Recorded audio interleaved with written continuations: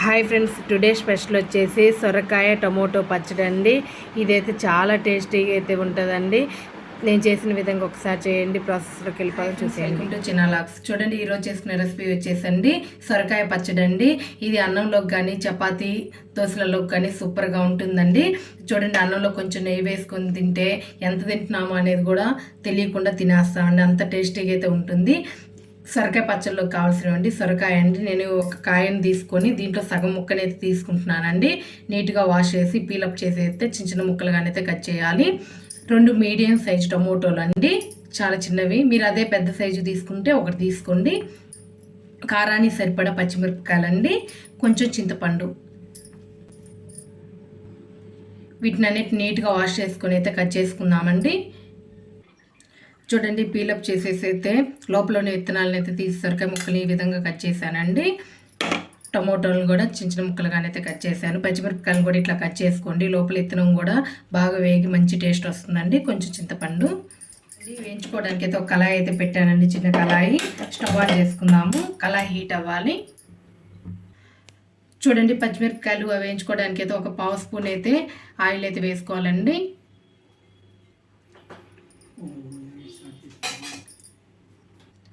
చూడండి, ఆయిల్ అయితే హీట్ అయిందండి. ఒక 2 స్పూన్స్ ఉండేటట్లుగా అయితే పల్లీలు,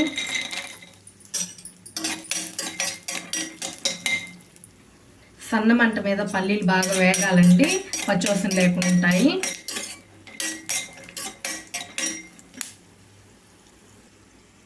చూడండి, పల్లీలు వేగాయండి.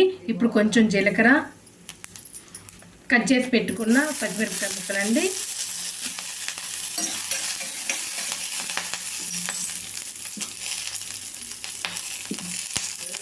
టేస్ట్ సరిపడా కారం సరిపడా అయితే తీసుకోండి. పచ్చిమిరపకాయలు అనేది మంచిగా వేగాలండి. 2 ఎల్లిపాయలండి. చూడండి, పచ్చిమిరపకాయలు కూడా వేగాయి. ఇవైతే వేరే ప్లేట్లోకి అయితే తీసుకుందాము. చూడండి, ఇవి అయితే బాగా వేగాయి, తీసేసుకుందామండి. తిరిగి మళ్ళీ అదే కళాయిలో ఒక 1/2 స్పూన్ వరకు అయితే నూనె అయితే వేసుకుందామండి.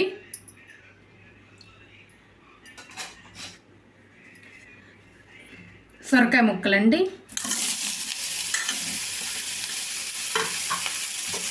సొరకాయ ముక్కలు కొంచెం వేగిన తర్వాత అయితే టమోటో ముక్కలు అయితే వేసుకున్నాము.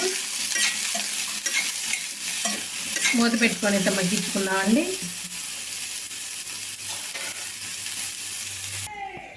చూడండి, ఒకసారి మూత తీసి అయితే చూద్దాము.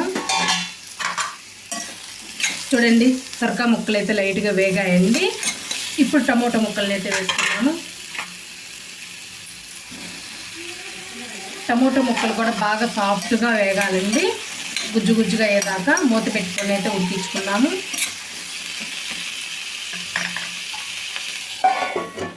మధ్య మధ్యలో మూత తీస్తా అయితే కలుపుకోవాలి. చూడండి, మూత తీసి అయితే చూద్దామండి. చూడండి, టమోటో ముక్కలు కూడా బాగా గుజ్జు గుజ్జుగా అయితే అయ్యాయండి. కొంచెం చింతపండు అండి, విత్తనాలు ఏమి లేకుండా అయితే వేసుకోండి.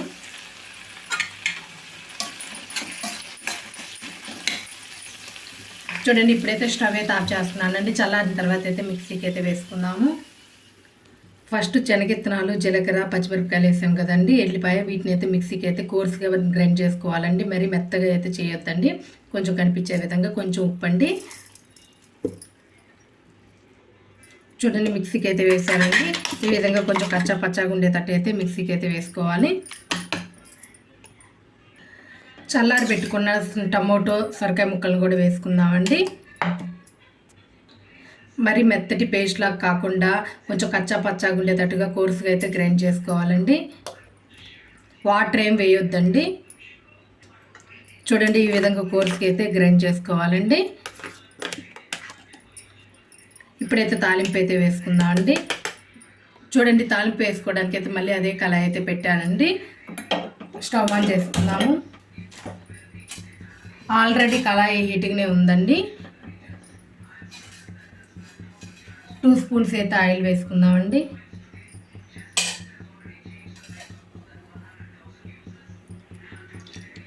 ఆయిల్ బాగా హీట్ అవ్వాలి. చూడండి ఆయిల్ అయితే హీట్ అయిందండి. కొంచెం ఆవాలు చిట్పట్లాడాలండి.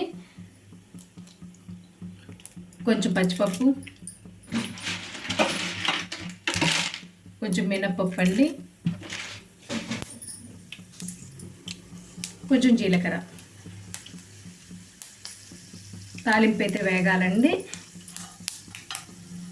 ఎండుమిరపకాయ, ఒక ఎల్లిపాయను తీసుకొని ఇట్లా దంచి అయితే వేసుకోండి. స్మెల్ చాలా బాగుంటుందండి.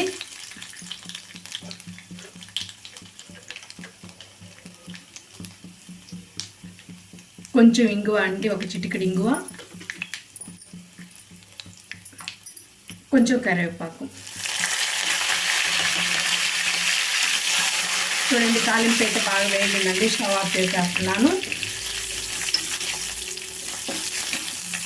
పచ్చడిని అయితే వేసుకోవాలి. సన్నగా కట్ చేసి పెట్టుకున్న కొంచెం కొత్తిమీర అండి. చూడండి మన సొరకాయ పచ్చడి అయితే రెడీ అయిందండి. నా వీడియో కనుక నచ్చినట్లయితే లైక్ చేయండి, షేర్ చేయండి, కామెంట్ చేయండి. ప్లీజ్ సబ్స్క్రైబ్ చేసుకోండి. Thank you.